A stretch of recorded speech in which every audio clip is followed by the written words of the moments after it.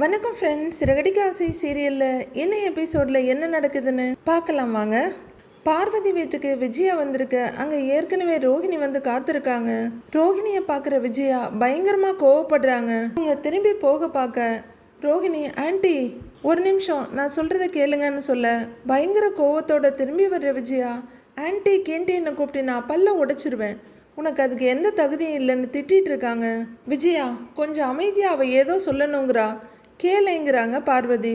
என்ன சொல்லி தொலை அப்படின்னு திரும்பி நின்னுக்க, ஆண்டி நானும் மனோஜ் கூட சேர்ந்து வாழணும்னு எவ்வளவோ ட்ரை பண்ணேன் அப்படின்னு ரோஹிணி சொல்ல விஜயா பயங்கர கோவத்தோட திரும்புறாங்க.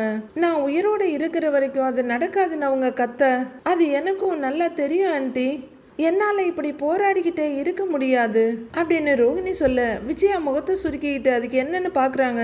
நீங்கள் என்னை மன்னிக்க போகிறதும் இல்லை, அதுதான் மனோஜுக்கு நான் டைவர்ஸ் கொடுக்கலான்னு முடிவு பண்ணிட்டேன் அப்படின்னு ரோஹிணி சொல்ல விஜயா கண்கள் அகல பார்த்துட்டு இருக்காங்க. விஜயா சொன்னேன்ல எல்லாம் நல்ல விஷயம்தான் கேளுன்னு பார்வதி சொல்ல பார்வதி ஒரு பார்வை பார்த்துட்டு மறுபடியும் ரோஹிணியை பார்க்குறாங்க விஜயா.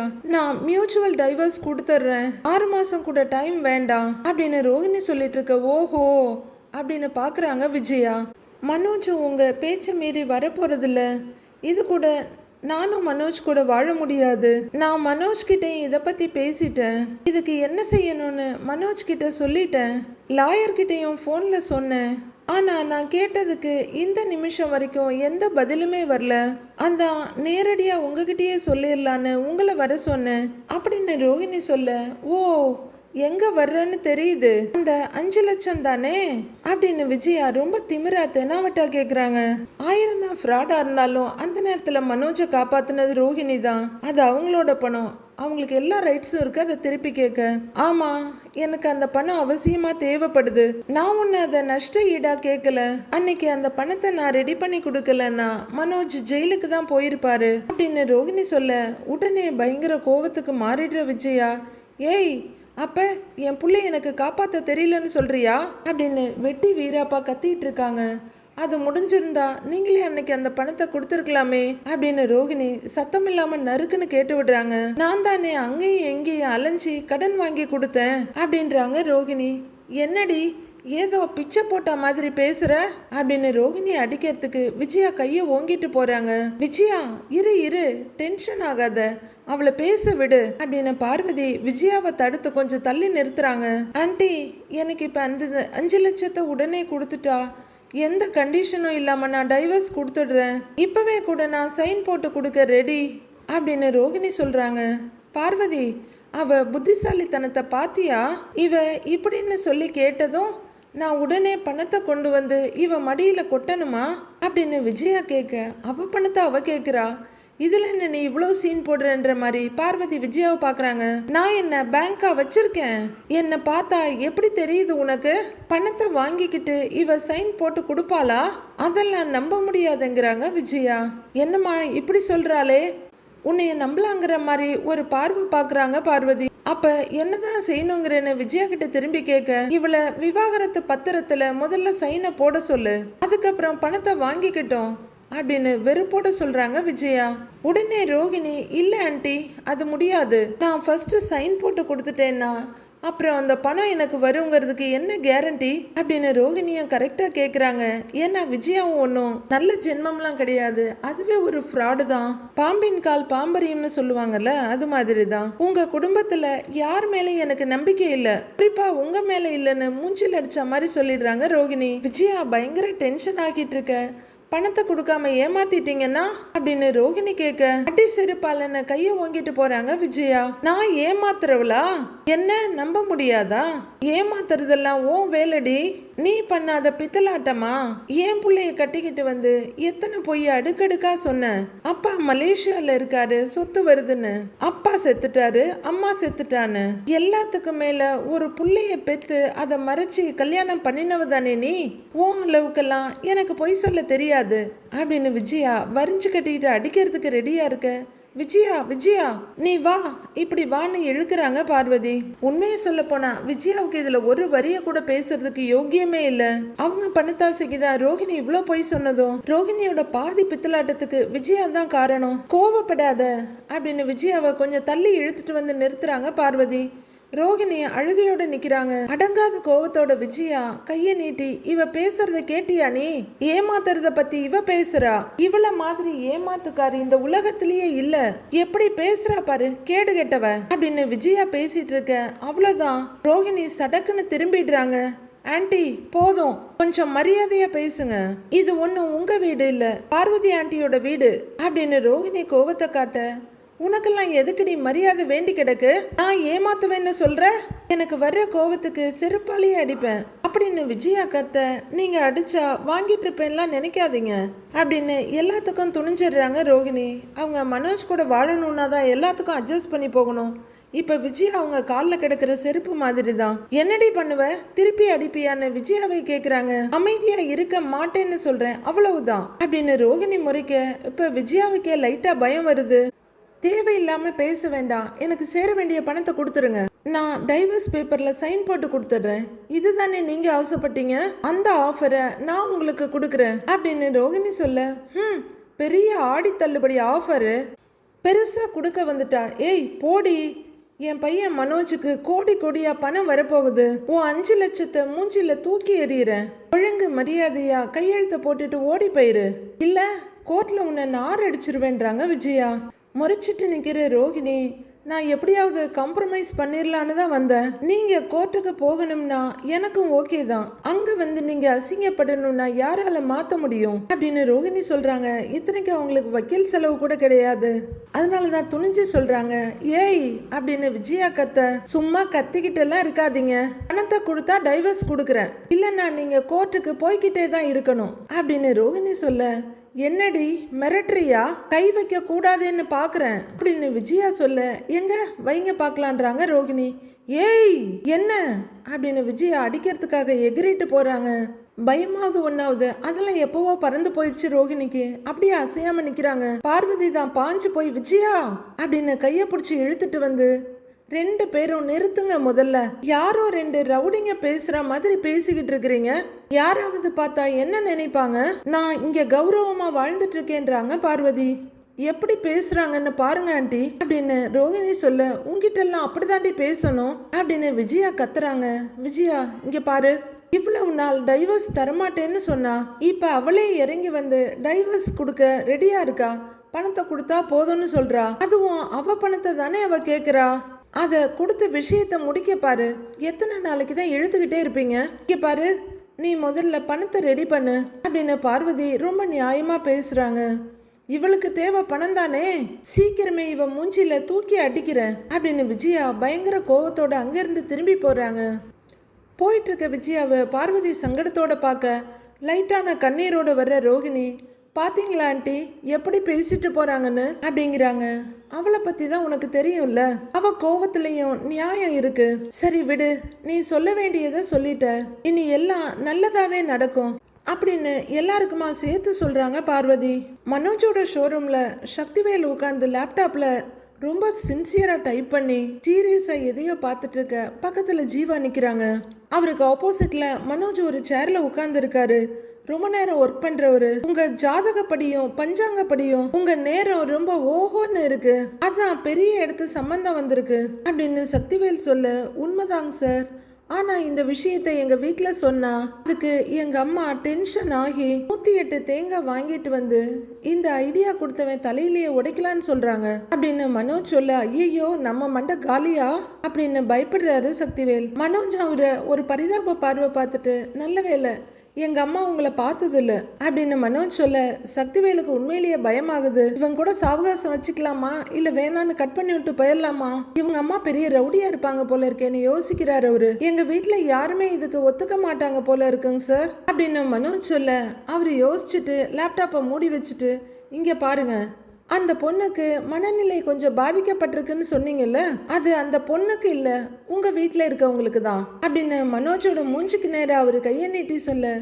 என்னங்க சார் இப்படி சொல்றீங்க அப்படின்னு அதிர்ச்சியும் வருத்தமா கேட்கிறாரு அவரு. இவ்வளவு பெரிய இடத்து சம்பந்தம், உங்களுக்கு சொகுசான வாழ்க்கை அமைய போகுது, ராஜயோகம் கூடி வந்திருக்கு, 30 தேவர்களும் கூடி வந்து உங்க வாசல்ல நிக்கிறாங்க அப்படின்னு சக்திவேல் சொல்ல படக்குன்னு ஜீவா வெளியே எட்டி பாக்குறாங்க. மனோஜும் வேகமா வெளியே பாக்குறாரு. பாக்குற மனோஜ் எங்க சார் யாரையுமே காணோன்னு கேட்க சக்திவேல் பயங்கரமா டென்ஷன் ஆயிடுறாரு. ஹலோ, இது என்ன ஆன்லைன் டெலிவரியா? உடனே வந்து நிக்கிறதுக்கு பொறுமையா வருவாங்க, கண்ணுக்கு தெரியாம வருவாங்க அப்படின்னு சக்திவேல் சொல்ல ஓஹோ அப்படி இருக்குமோ அப்படின்னு யோசிக்கிறாரு மனோஜ். அத போய் வேண்டான்னு சொல்லாதீங்க. கிரகங்களும் அதோட நிலைகளும் எப்பவாவது தான் சாதகமா இருக்கும். அது சாதகமா இருக்கும் போதே தேவையானதை தேடிக்கணும். இந்த நேரத்துல கிரகங்கள் சாதகமா இருக்கத நினைச்சு சந்தோஷப்படணுமே தவிர வீட்டுல இருக்க கிரகங்களை நினைச்சு பயப்படக்கூடாது அப்படின்னு சக்திவேல் சொல்ல மனோஜ் ரொம்ப யோசிக்கிறாரு. பாஸ், எனக்கு கூட அவர் சொல்றது சரியா இருக்குமோன்னு தோணுது. அந்த பொண்ணுக்கு இருக்கிறது ஒரு பிரச்சனையே கிடையாது. இன்னைக்கு நீங்க வந்தப்ப கூட நல்லா தான் பேசினாங்க. எப்படியாவது அந்த பொண்ணை கல்யாணம் பண்ணிட்டு செட்டில் ஆகுற வழியை பாருங்க பாஸ் அப்படிங்கிற ஜீவா கொஞ்சம் குனிஞ்சு, பாஸ் அப்படியே எங்களுக்கும் சம்பளத்தை கொஞ்சம் ஏத்தி கொடுங்க பாஸ் அப்படின்னு இலவச இணைப்பு அதையும் சொருகிடுறாங்க. மனோஜ் அவங்கள ஒரு முறை முறைச்சிட்டு இந்த பக்கம் திரும்புறாரு. ஆனா டிவோர்ஸ் கேஸ் வேற ஒரு பக்கம் போயிட்டு இருக்கேங்க சார் அப்படின்னு மனோஜ் சொல்ல அது ஏன் போகுது? நாம 5 லட்சம் ரூபாய் பணத்தை கொடுத்தா அவங்க கையெழுத்த போட்டு கொடுத்துட்டு போய்கிட்டே இருக்க போறாங்க. எல்லாம் எழுதி வாங்கிட்டு தானே தரப்போறோம். அதை நினைச்செல்லாம் நீங்க பயப்பட வேண்டாம் அப்படின்னு சக்திவேல் உறுதியா சொல்ல மனோஜ் இன்னும் குழம்பிக்கிட்டே தான் இருக்காரு. என்னமோ பெரிய ராஜயோகம்லாம் சொல்றீங்க, கோடி கோடியா பணம் வேற கொட்ட போகுதுன்னு சொல்றீங்க. ஆனா ஏதோ ஒரு விஷயம் என்ன தடுக்குதுங்க சார். அது ரோகிணியை விட்டு பிரிய போறோங்கிற கஷ்டமா இல்ல கனகாவோட நிலைமையை நினைச்சு கஷ்டமான்னு எனக்கு ஒண்ணுமே புரியல. அதான் யோசிக்கிறேங்கிறாரு மனோஜ்.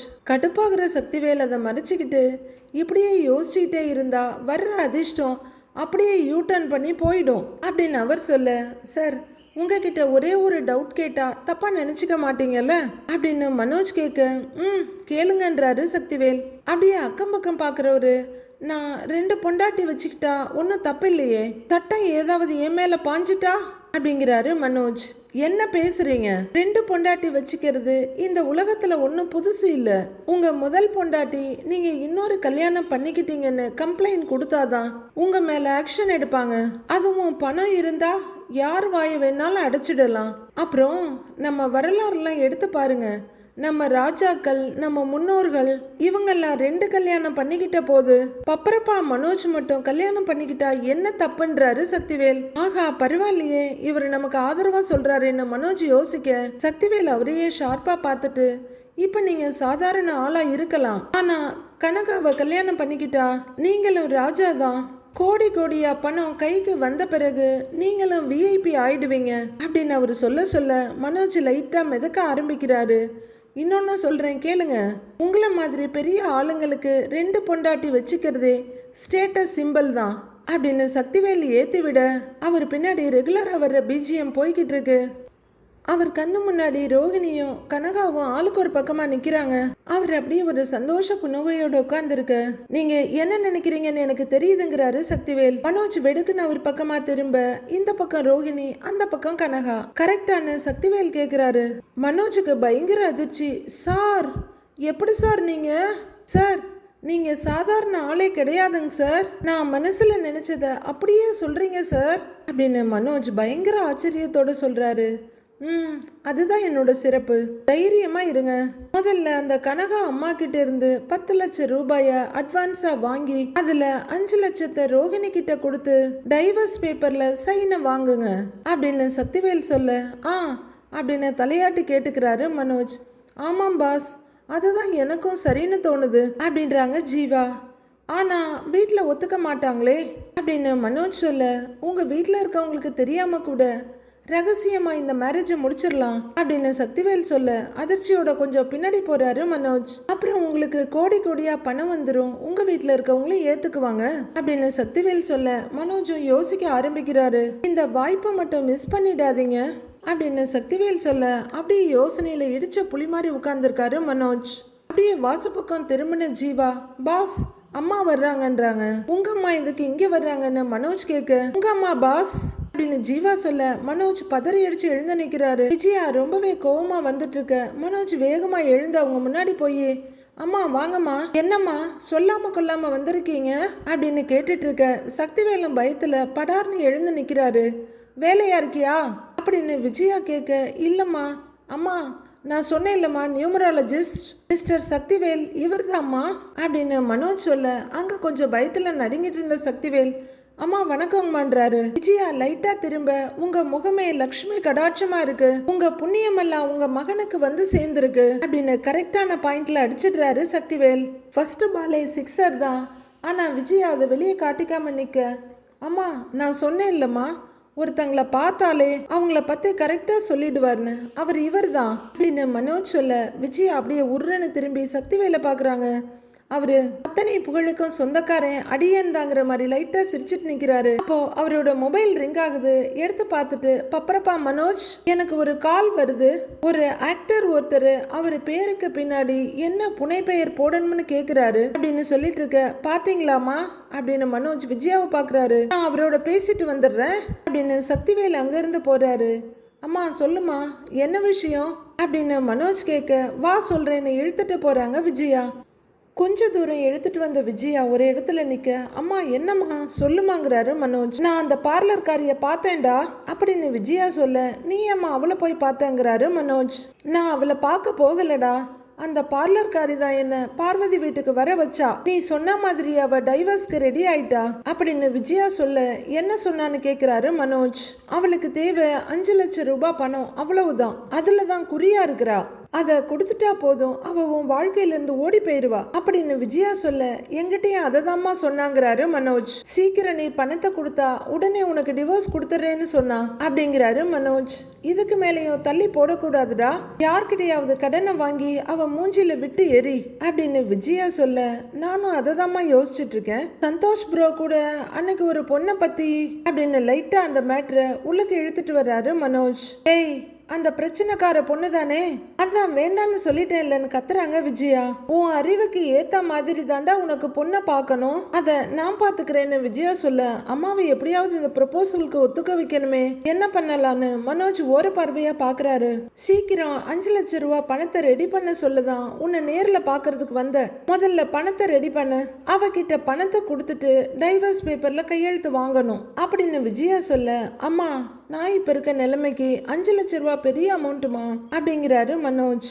டேய், 5 லட்சத்தை ரெடி பண்ணனா அதோட போச்சுன்னு நினைச்சுக்கடா, அவளை வெட்டி விட்டாதாண்டா உன் வாழ்க்கை மாறும், நானும் பணத்துக்கு என்ன செய்ய முடியும்னு யோசிக்கிறேன், நீயும் யோசி அப்படின்னு விஜயா சொல்ல, ஓகே ஓகே அம்மா யோசிக்கிறேன்னு சொல்லிட்டாங்கல்ல, அவங்களே ரெடி பண்ணிடுவாங்கன்ற தைரியத்துல ஓகேம்மான்றாரு மனோஜ்.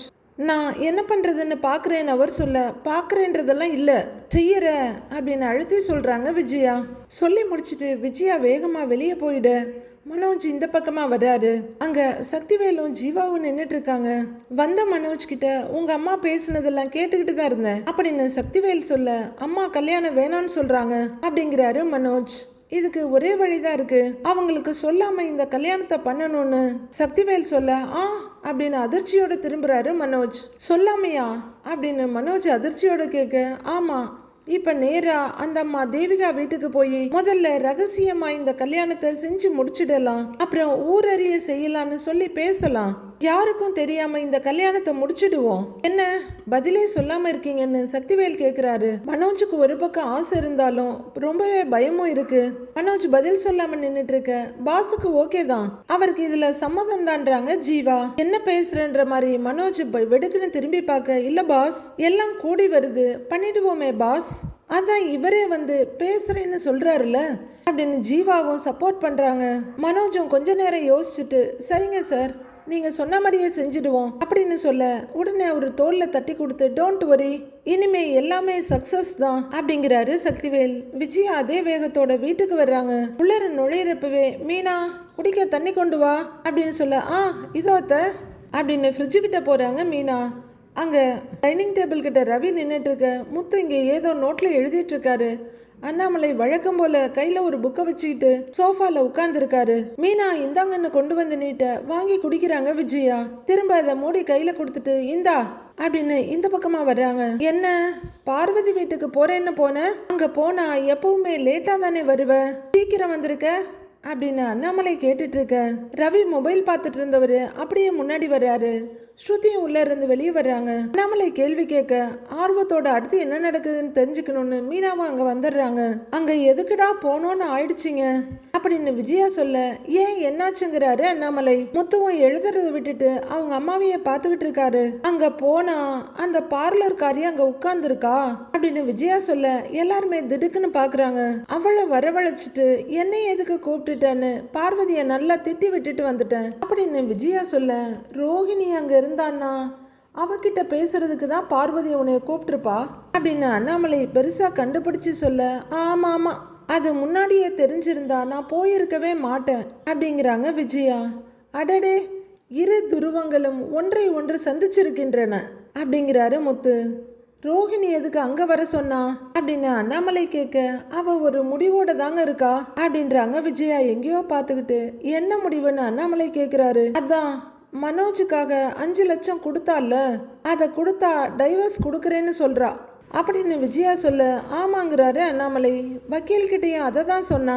எதுவும் பதில் சொல்லாம இருக்கீங்களே, சீக்கிரம் பணத்தை கொடுங்க, டைவர்ஸ் கொடுக்குறேன்னு சொல்றாங்க அப்படின்னு விஜயா சொல்ல, எல்லாருமே விஜயாவையே பார்த்துட்டு இருக்காங்க. இத்தனை நாளா டைவர்ஸே கொடுக்க மாட்டேன்னு சொல்லுச்சு, கோர்ட்டு கேஸுன்னு அலைய விட்டுச்சு, இப்போ என்னடான்னா இவ்வளவு அவசரப்படுது அப்படின்னு முத்து கேட்குறாரு. அதுதானே, இப்போ கோர்ட்டில் கூட 6 மாதம் கேஸை தள்ளி வச்சிருக்காங்களே அப்படின்னு மீனாவும் கேட்குறாங்க. கோர்ட்டுக்கு போகாமலே அதை இங்கேயே முடிச்சிடலான்னு சொல்கிறா. நான் கூட சும்மா மனோஜை ஏதோ ஏமாத்துறாளோன்னு நினச்சேன். ஆனால் அவள் அதில் உறுதியாக தான் இருக்கிறா.